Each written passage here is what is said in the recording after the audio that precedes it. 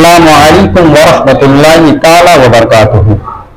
امید ہے کہ آپ خیر و عافیت سے ہوں گے۔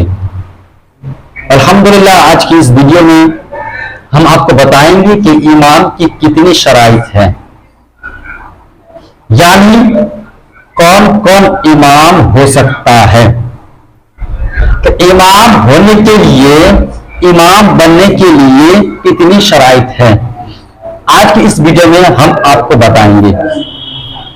تو حضرات، امام کی 6 شرائط ہیں۔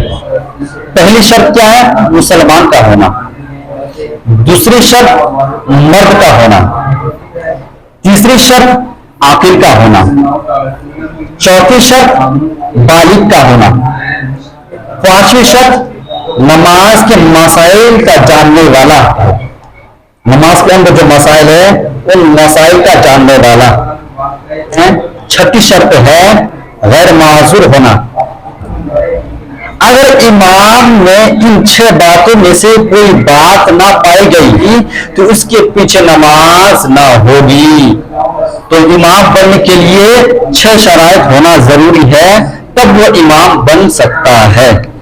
تو آج کی ویڈیو میں اتنا ہی، انشاءاللہ پھر اگلی ویڈیو میں ملاقات ہوگی۔